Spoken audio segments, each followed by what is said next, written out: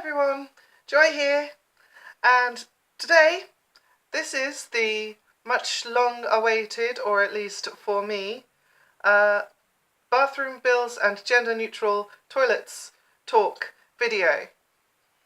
I've been wanting to do this for a while, but stuff always seemed to sort of just get in the way, but here it is. Yay! So, what might have happened to you lately is that you might have heard a lot about bathroom bills. But what are they?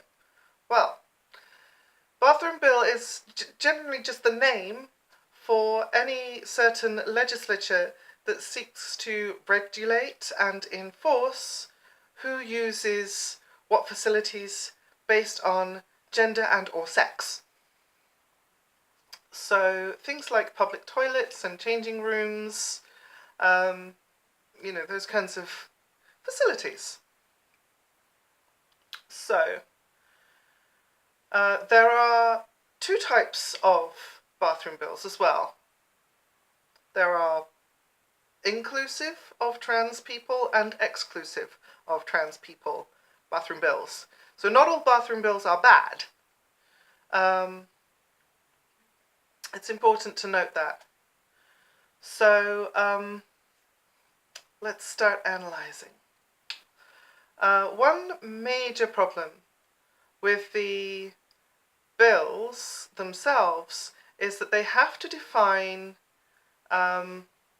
sex assigned by biology at birth, or choose to recognise gender identity, and to wit that means that some bills are pro and some bills are effectively anti-trans people. So proponents of trans-exclusionary bills say that they want to keep these spaces safe, to protect privacy, but not for trans people. And they commonly trot out the scaremongering, think of the children rhetoric, while simultaneously ignoring the rights of trans children. And you can see this in the propaganda videos that they produce.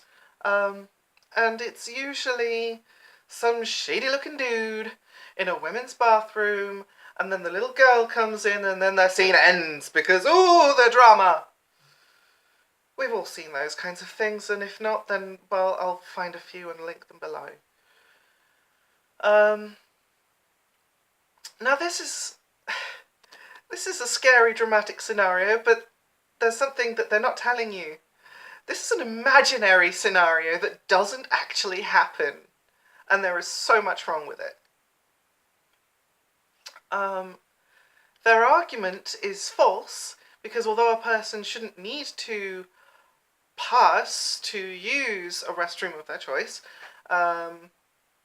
trans women who don't feel that they pass will use men's facilities until they do pass for safety, and vice versa with trans men.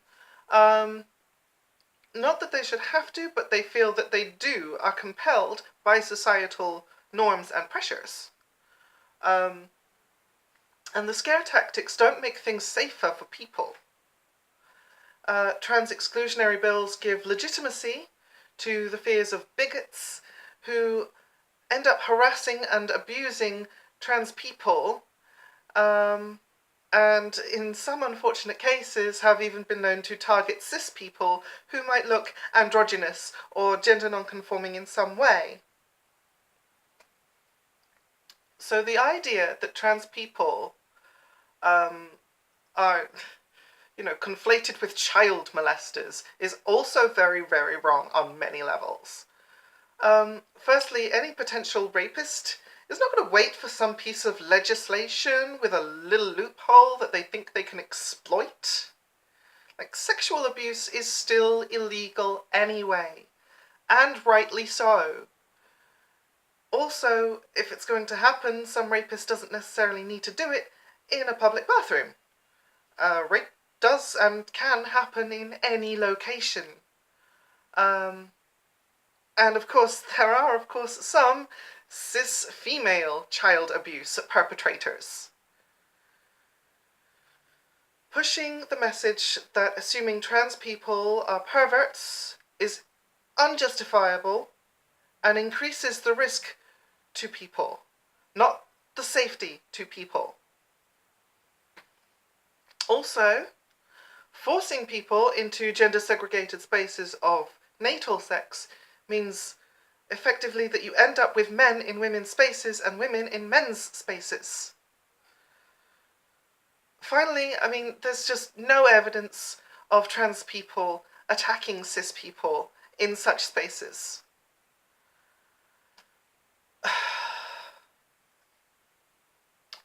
There's one particular and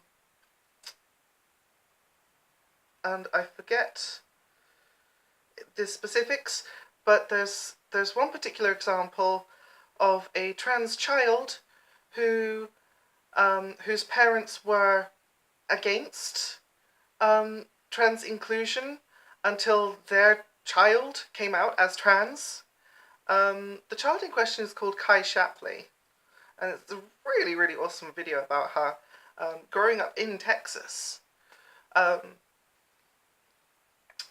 Again, I'll try and link that below as well because it's such a great video. The parents were completely turned around when they were faced with the understanding of what transgender actually means. I'm going to put a couple of very short articles in the description as well, and I'm going to quote mine, a couple of them now, just to kind of prove my point about who's getting attacked in where. Okay? So, the UCLA Williams Institute has tracked prevalence of crimes in bathrooms since the passage of various protections for the transgender population and has found that there has been no significant change in the number of crimes. Marcy Bianco, writing for MIC, pointed out that there is not a single documented case of a transgender person attacking a cisgender person in a public restroom. Writing for Pathos, Terry Firma, is that a real name? Argued that there have been more Republican politicians arrested for sex acts in bathrooms than transgender people. The controversy has been labelled a moral panic, and Dan Savage went so far as to call it an anti-trans blood libel. According to the largest U.S. survey of transgender people ever undertaken, carried out by the National Center for Transgender Equality in 2015, with 27,715 respondents, 1% of the respondents reported being sexually assaulted in a public restroom for being transgender. Not by transgender people, but being assaulted sexually for being trans. 12% reported being verbally harassed in a public restroom, and another 1% reported being non-sexually physically assaulted for being transgender. 9% reported being denied the right to use a public bathroom consistent with their gender.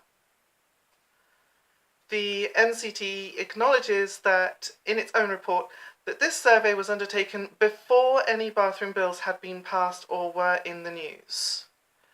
So what that means is these are already pre-existing prejudices, and any anti-trans legislation bills will only strengthen the bigotry and the prejudice.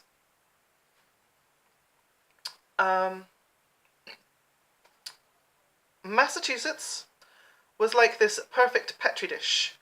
Rachel Dowd, a spokesperson for the Williams Institute, told the Boston Globe. Different localities started to adopt it, and there was enough that allowed us to look at the crime statistics over 2 years. And right as we were wrapping up our research, Massachusetts passed the statewide law. And the Massachusetts law is anti-discrimination. It's pro-trans. In Massachusetts, they have a good bill.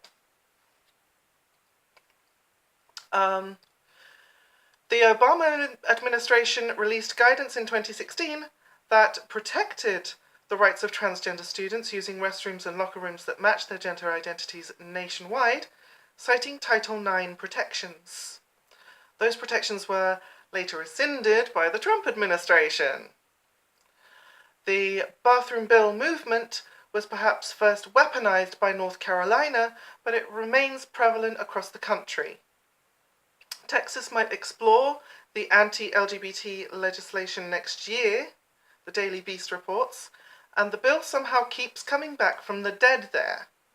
And in places without protection of transgender rights, like Ahkili, Oklahoma, outrage over inclusion has endangered trans kids.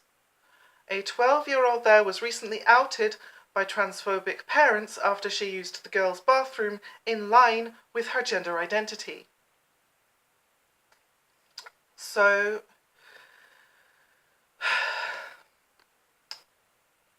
it differs from place to place where you go.